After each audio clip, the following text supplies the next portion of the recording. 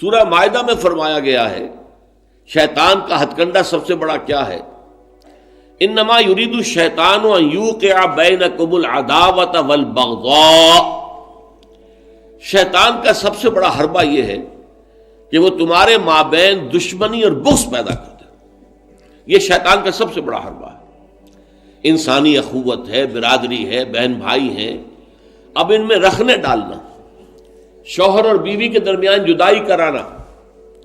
یہ آتا ہے ایک حدیث کے اندر بھی کہ ایک دفعہ شیطان جو ہے اس کے بہت سے کارندے اس کے ساتھ جمع تھے، ہر ایک اپنی کارگزاریاں بتا رہا تھا،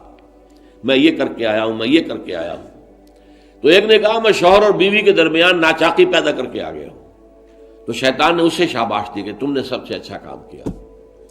اس کی وجہ یہ کہ اس سے پورا خاندانی نظام مختل ہو جائے گا، اور جہاں خاندانی نظام جو ہے وہ خراب ہو جائے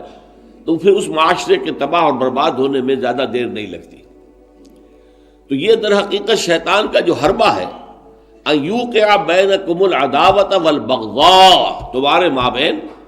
دشمنی اور بغض پیدا کر دے، تو یہ تبذیر اس کا سب سے بڑا ذریعہ ہے۔ اب دیکھیے کہ ایک بہت سرمایہ دار بڑا شخص ہے اور اس کی بیٹی کی شادی ہو رہی ہے، تو جو کچھ ہو رہا ہے اس کو دیکھنے والے ہو سکتا ہے اس کا کوئی باورچی ہو غریب، کوئی شوفر ہو، ڈرائیور ہو اس کی کار کا، کوئی چوکیدار ہو اس کی کوٹھی کا، کوئی مالی ہو اس کی کوٹھی کا، اور ان لوگوں میں سے کسی کے ہاں ہو سکتا ہے کہ بیٹی جو ہے بوڑھی ہو رہی ہو اور اس کے ہاتھ پیلے نہیں ہو سکتے، جو معاشرے میں کم سے کم جو تقاضے پیدا کر دیے گئے ہیں شادی کے لیے وہ بھی پورے کرنے کے لیے اس کے پاس پیسہ نہیں ہے۔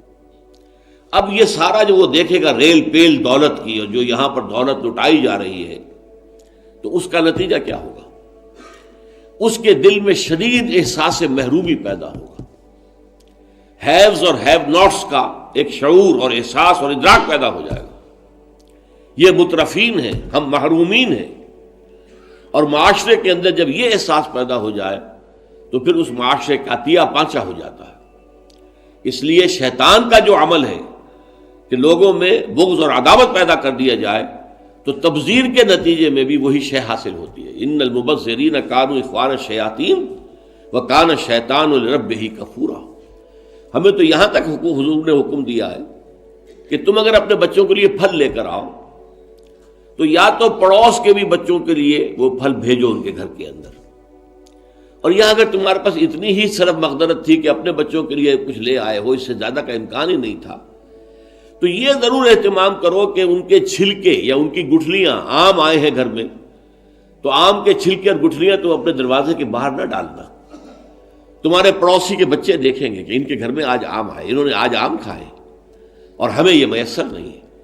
تو وہ احساس محرومی کا داغ ان کے اندر جو پیدا ہوگا وہ دلوں کو پھاڑ دینے والا ہے۔ یہ اور ہیں، ہم اور ہیں،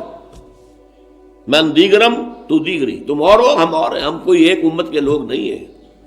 چاہے کتنے ہی واعظ آپ پلا دیں مسجد کے اندر کھڑے ہو کر انما المؤمنون اخوۃ،